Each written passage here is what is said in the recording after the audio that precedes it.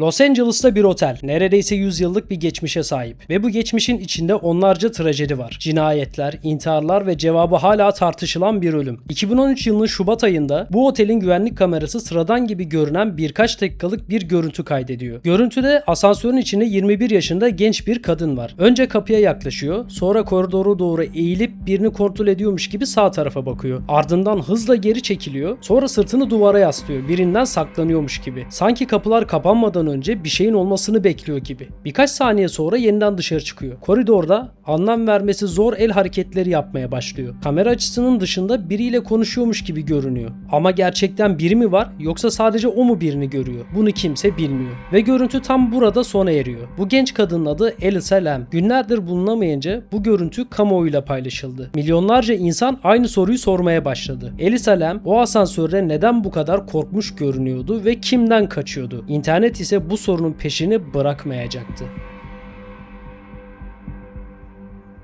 Elisa'nın hikayesine geçmeden önce kaldığı oteli tanımamız gerekiyor.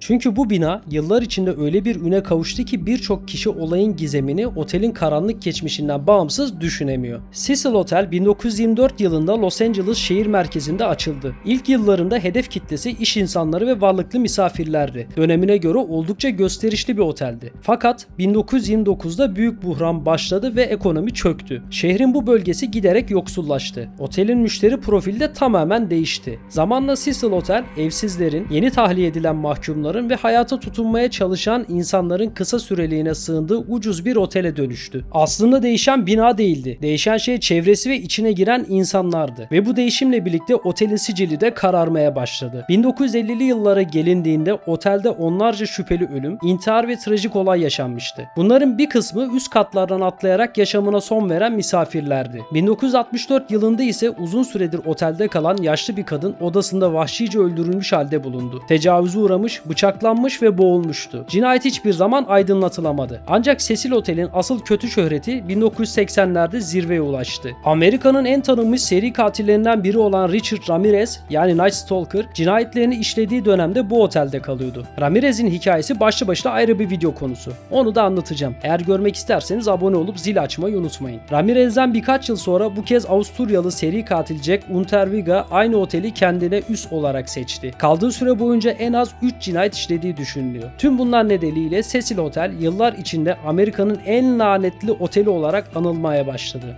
Ve Elisa Lam 2013 yılında bu otele giriş yaptığında binanın geçmişinden habersizdi. O sadece bütçesine uygun, ucuz bir otel arıyordu. 2013 yılının Ocak ayının son günleri. Elisa Lam, Vancouver'da British Columbia Üniversitesi'nde okuyan 21 yaşında bir öğrenci. Kitap okumayı seviyordu, blog yazıyor, fotoğraf çekiyor ve tek başına seyahat etmekten keyif alıyordu. O yıl Batı Amerika'nın kıyısını tek başına gezeceği bir rota planladı. Yolculuğu San Diego'dan başlayacak, Los Angeles üzerinden devam edecek ve Santa Cruz'da sona erecekti. 26 Ocak 2013'te Los Angeles'a ulaştı. Konaklamak için Cecil Hotel'i seçti. Elisa yolculuğu boyunca sosyal medyada aktifti. Özellikle Tumblr hesabında sık sık paylaşım yapıyor, gezdiği yerleri ve hissettiklerini yazıyordu. Ailesiyle de neredeyse her gün iletişim halindeydi. Bu yüzden birkaç gün boyunca ondan haber alınamaması ailesi için sıradan bir durum değildi. Ancak 31 Ocak gününden sonra Elisa Lam'den bir daha haber alınamadı. Günler geçtikçe ailesinin endişesi büyüdü. Telefonlara cevap vermiyordu, mesajlar yanıtsız kalıyordu. Bunun üzerine kayıp ihbarında bulunuldu. Los Angeles polisi hemen soruşturma başlattı. Otel didik didik arandı. Elisa'nın odası incelendi. Çalışanlarla görüşüldü. Misafirlerin ifadeleri alındı. Ancak tüm bu araştırmalara rağmen tek bir somut iz bile bulunamadı.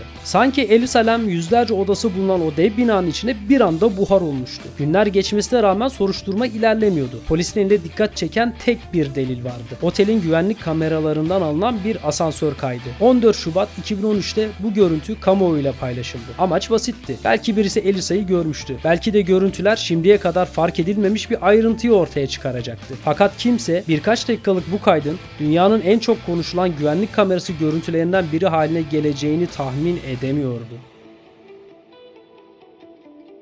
Görüntü internette yayınlandıktan sonra olanlar kimsenin beklediği gibi olmadı. Polisin amacı yeni bir tanık bulmaktı. Ama birkaç saat içinde görüntü milyonlarca kişi tarafından izlenmeye başladı. Çünkü bu sıradan bir güvenlik kamerası kaydı gibi görünmüyordu. Elisa önce asansörün kapısına yaklaşıyor, Koridora doğru eğilip etrafı kontrol ediyor. Ardından hızla geri çekiliyor ve kontrol panelindeki birçok tuşa ard arda basıyor. Kapılar kapanmıyor.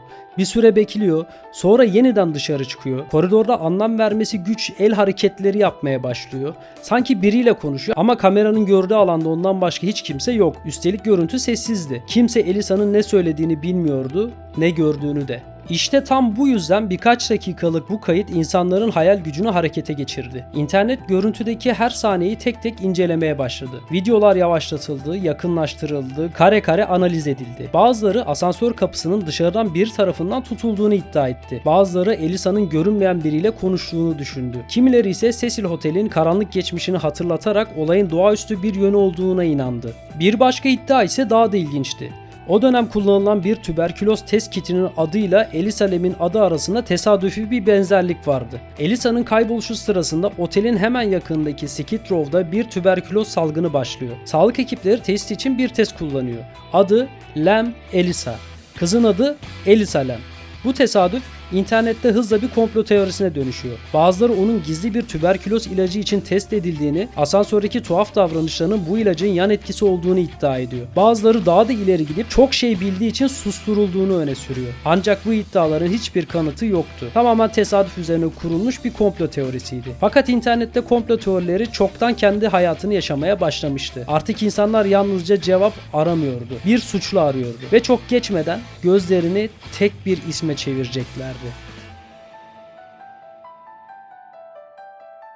İnsan beyni soru işaretlerini sevmez. Bu yüzden o boşluğu doldurmaları gerekiyordu. Ve çok geçmeden binlerce amatör dedektif aynı kişiye odaklandı. Meksikalı bir death metal müzisyeni. Sahne adıyla Morbid. Gerçek adı ise Pablo Vergara. Vergara'nın adı ortaya atılınca internetteki insanlar onun geçmişini araştırmaya başladı. Ve ilk bakışta her şey şüpheli görünüyordu. Elisa Lam ile aynı otelde kalmışlardı. Yaptığı müzik ölüm, karanlık ve şiddet temaları üzerineydi. Sahne imajı ürkütücüydü. Şarkı sözleri ise cinayetlerden ve cesetlerden bahsediyordu. Komplo teorilerine inanmak isteyenler için bu fazlasıyla yeterliydi. Kısa süre sonra bir şarkısındaki sözler dolaşıma sokuldu. Sözlerden biri bir cesedin suya atılmasını anlatıyordu. O sırada Elisa henüz bulunmamıştı. Bu yüzden birçok kişi bu sözleri ürkütücü bir ipucu olarak yorumladı. Ardından teori çığ gibi büyüdü. Karanlık bir müzisyen, aynı otelde kalmış olması ve şarkısındaki o sözler, bütün bunlar bir araya getirildiğinde internetteki binlerce insan için tek bir sonuca ulaşılıyordu. Katil bulundu. Artık kimse kanıt aramıyordu. Herkes birbirini ikna ediyordu. Çok geçmeden Pablo Vergara'nın gerçek kimliği ortaya çıkarıldı. Sosyal medya hesapları binlerce kişi tarafından hedef alındı. Hakkında sayısız paylaşım yapıldı. Bir televizyon kanalı onu doğrudan şüpheli gibi gösteren haberler yayınladı. Hesapları toplu şekilde şikayet edildi. Bazıları kapatıldı. Hatta yaşadığı baskı öyle büyüdü ki Meksika Federal Soruşturma Birimi bile kapısını çaldı. İnternet kararını çoktan vermişti. Onlara göre Elisa Lam'in katili bulunmuştu. Ama ortada büyük bir sorun vardı. Elisa Lam hala bulunamamıştı. Elisa Lam'in kaybolmasının üzerinden yaklaşık 3 hafta geçmişti. Asansör görüntüsünün yayınlanmasının üzerine ise 5 gün. Tam bu sırada Cecil Otel'de kalan misafirler sıra dışı şikayetlerde bulunmaya başladı. Musluklardan akan suyun basıncı düşüktü. Suyun rengi normal görünmüyordu. Kokusunun ve tadında farklı olduğunu söylüyorlardı. Bunun üzerine otelin bakım görevlisi sorunun kaynağını bulmak için çatıya çıktı. Çatıda otelin su ihtiyacını karşılayan dev su depoları bulunuyordu. Depoları tek tek kontrol etmeye başladı. Son depoya gelip içeri baktığında ise hayatı boyunca unutamayacağı bir manzara ile karşılaştı. Su deposunun içinde Elisa Lam'in cansız ve çıplak bedeni vardı. Haber kısa sürede tüm dünya yayıldı ve internette günlerdir dolaşan komplo teorileri bir anda gerçekmiş gibi kabul edilmeye başlandı. İnsanlar Pablo Vergara'nın şarkısındaki "cesedi suya atmak" sözlerini yeniden paylaşmaya başladı. Kimilerine göre bu artık bir tesadüf değildi. Onlar için bu suçun itirafıydı. Pablo Vergara üzerindeki baskı daha da büyüdü. Fakat polis sessizliğini koruyordu. Ne Los Angeles polisi ne de Adli Tabiplik Kurumu aylar boyunca ölümün nasıl gerçekleştiğine dair resmi bir açıklama yapmadı. Bu sessizlik ise internetteki söylentileri daha da büyüttü. Kimileri bir cinayetten emindi. Kimileri otelin doğaüstü bir güce sahip olduğunu inanıyordu. Gerçekliği ise gecikmenin nedeni çok daha sıradandı. Ölümün nasıl sınıflandırılacağına karar verilmeden önce adli incelemenin tamamlanması gerekiyordu. Çünkü verilecek resmi karar hem soruşturmanın yönünü hem de otelin hukuki sorumluluğunu doğrudan etkileyebilirdi. Bu yüzden yetkililer tüm bulgular netleşmeden kamuoyuna herhangi bir açıklama yapmadı. Elisa Lam'in ölümünün üzerinden yaklaşık 4 ay geçmişti. Beklenen adli tıp raporu sonunda açıklandı. İlk bulgular internette dolaşan teorilerin büyük bir kısmıyla örtüşmüyordu. Elisa'nın vücudunda herhangi bir darp ya da boğuşma izi bulunmamıştı. Cinsel saldırıya dair de hiçbir bulgu yoktu. Bağlanmış olduğuna ya da fiziksel bir saldırıya uğradığına işaret eden herhangi bir iz de tespit edilmedi. Toksikoloji raporunda yalnızca reçeteli ilaçlarının düşük seviyelerde kalıntıları ve az miktarda alkol görüldü. Uyuşturucuya ya da zehirlenme ilişkin herhangi bir bulguya rastlanmadı. Ancak raporda kamuoyunun daha önce bilmediği önemli bir ayrıntı da yer alıyordu. Elisa Lam'e yıllar önce bipolar bozukluk teşhisi konmuştu. Ailesinin ifadelerine göre geçmişte ilaçlarını düzenli kullanmadığı dönemlerde ciddi ruh sağlığı krizleri yaşamıştı. Zaman zaman halüsinasyon gördüğü, yoğun korku nedeniyle yatağın altına saklandığı, hatta bir dönem bu nedenle hastanede tedavi gördüğü belirtiliyordu. Polis kayıtlarına yer alan bir başka bilgi de dikkat çekiyordu. Elisa'nın kaybolmadan kısa süre önce otel lobisinde alışılmadık davranışlar sergilediği ve bu nedenle güvenlik görevlilerinin müdahale ettiği belirtiliyordu. Tüm bu bulgular birlikte değerlendirildiğinde Los Angeles Adli Tabiplik Kurumu ölüm nedenini açıkladı. Kaza sonucu boğulma. Raporda bipolar bozukluk ise ölüme etki yapan önemli faktörlerden biri olarak değerlendirildi. Soruşturmayı yürüten yetkililere göre en olası senaryo şuydu. Elisa geçirdiği ruh sağlığı krizi sırasında yangın merdivenini kullanarak çatıya çıktı. Daha sonra su deposuna girdi. Ancak içeriden çıkmayı başaramadı. Asansörde görülen sıra dışı davranışların da aynı ruh sağlığı krizinin bir parçası olabileceği değerlendirildi. Böylece aylar boyunca konuşulan cinayet iddialarını destekleyen somut hiçbir delile ulaşılamadı. Fakat geriye cevap bekleyen bir soru kalmıştı. Eğer ortada bir katil yoksa Pablo Vergara neden bütün dünyanın hedefi haline gelmişti? Otopsi raporunun açıklanmasının ardından soruşturmanın en çok konuşulan ismi yeniden gündeme geldi. Pablo Vergara. Aylar boyunca internette katil ilan edilen adam. Ancak polis kayıtlarına bakıldığında çarpıcı bir gerçek ortaya çıktı. Pablo Vergara hiçbir zaman resmi olarak şüpheli olmadı. Adı soruşturma dosyasına tek bir kez bile geçmedi. Yıllar sonra dosyayı yürüten dedektif de bunu açıkça doğrulayacaktı. Elisa Lam ile Pablo Vergara arasında herhangi bir bağlantı bulunamamıştı. Vergara'nın Cecil Hotel'de kaldığı tarih Elisa'nın otele gelişinden yaklaşık bir yıl öncesine aitti. Şarkı sözleri ise internette iddia edildiği gibi bir itiraf değil, yıllardır yaptığı müziğin karanlık temasının bir parçasıydı. Aslında onu hedef haline getiren tek şey insanların kurduğu hikayeye en uygun kişi olmasıydı. Fakat bu gerçek yaşananları geri almaya yetmedi. Kimliği internette ifşa edildi. Sosyal medya hesapları binlerce kişi tarafından hedef alındı. Hakaretler, ölüm tehditleri ve suçlamalar peş peşe geldi. Kendini savunabilmek için kamera karşısına geçip bir video yayınlamak zorunda kaldı. Videoda tek bir cümleyi defalarca tekrarlıyordu. Ben Elisa Lam'i öldürmedim. Ama internet kararını çoktan vermişti. Onun açıklamasını dinleyen olmadı. Yaşadığı yoğun baskı nedeniyle müzik kariyeri büyük ölçüde sona erdi. Bir süre psikiyatrik tedavi görmek zorunda kaldı. Elisa Lam vakasının görünmeyen kurbanlarından biri de artık oydu.